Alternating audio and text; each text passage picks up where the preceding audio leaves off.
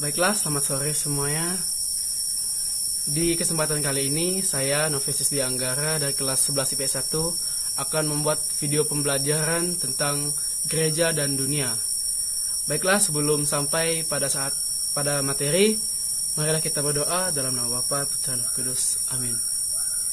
Allah Bapa yang berada dalam kerajaan surga, puji dan syukur saya panjatkan atas nafas berkat dan kehidupan yang masih Kau berikan kepada saya hingga pada saat ini. Ya Bapa, sebentar lagi saya akan membuat video pembelajaran. Sudi kiranya Engkau memberikan kepada saya akal budi dan terang pikiran. Semoga saya bisa lancar mengerjakan dari awal hingga akhirnya. Semua doa dan harapan ini saya satukan melalui Putra Yesus Kristus, Tuhan dan pengantar kami. Amin. Dalam nama Bapa, Putra, dan Roh Kudus. Amin. Baiklah, langsung saja kita pada materi yang akan saya sampaikan tentang gereja dan dunia. Konsili Vatikan II sungguh telah memperbaharui gereja dan hubungannya dengan dunia. Hubungan yang menjadi baik ini disebabkan karena gereja mulai memiliki pandangan baru tentang dunia dan manusia. Mungkin ada baiknya kita melihat pandangan-pandangan baru tentang dunia dan gereja.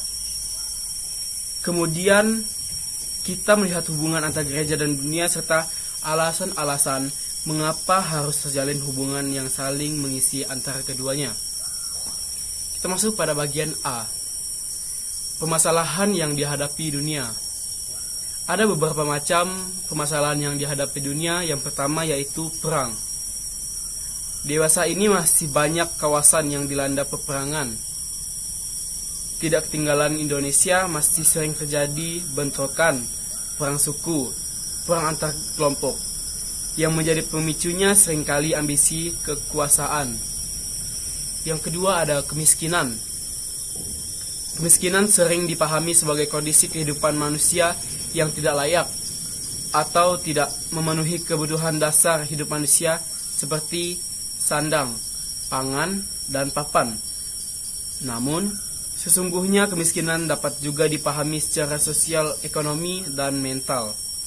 Oleh karena itu, kenyataan dikategorikan sebagai kemiskinan. Yang ketiga, ketidakadilan sosial.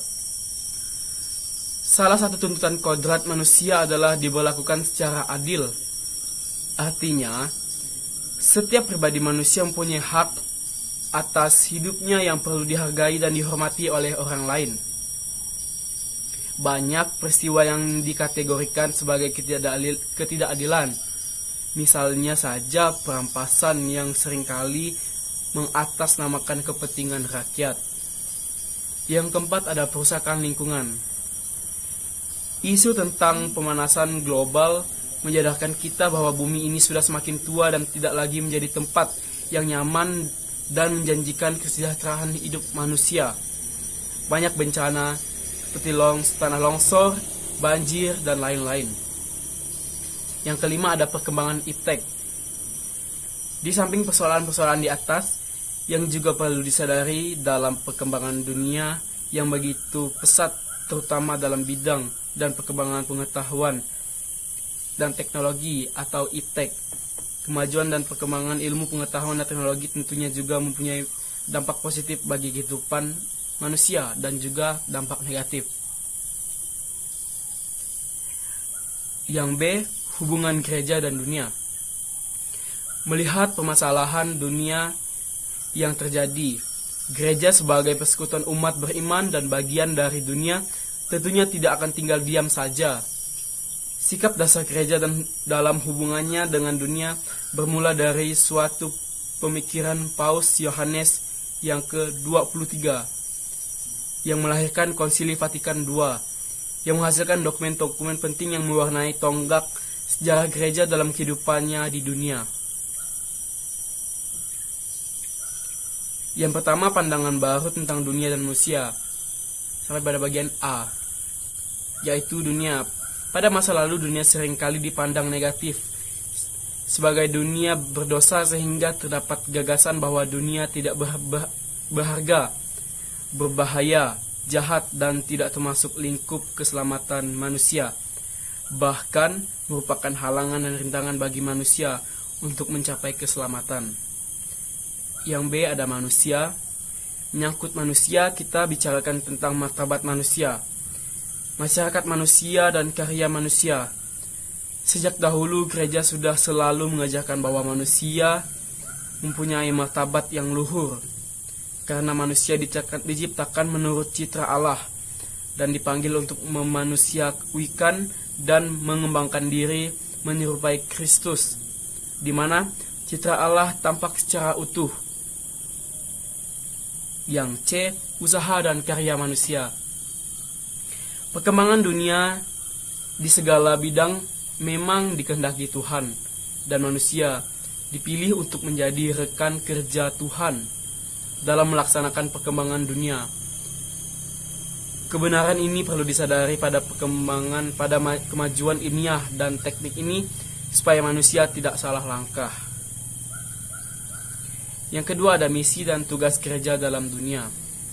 Tugas gereja adalah melanjutkan karya Kristus sendiri yang datang ke dunia untuk memberikan kesaksian tentang kebenaran, untuk menyelamatkan dan bukan untuk menghakimi, untuk melayani dan bukan dilayani. Yang pertama ada martabat dunia.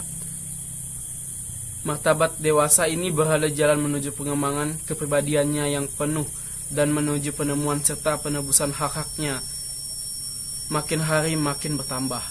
Yang kedua ada peran gereja dalam masyarakat. Dalam kehidupan gereja masyarakat, gereja dapat berperan antara lain membangkitkan karya-karya yang melayani semua orang, terutama yang miskin, seperti karya-karya amal. Yang B, karena universalitasnya, gereja dapat menjadi pengantara yang baik antara masyarakat dan negara-negara berbeda, hidup, budaya, dan politik. Yang ketiga, usaha dan karya manusia. Gereja akan tetap meyakinkan putra-putrinya dan dunia bahwa semua usaha manusia, betapapun kecilnya, bila sesuai dengan kehendak Tuhan, mempunyai nilai yang sangat tinggi karena merupakan sumbangan pada pelaksanaan rencana Tuhan. C. Ajaran sosial gereja. Sejak perkembangan industri modern, masa buruh berjubel ke kota-kota besar tanpa jaminan masa depan.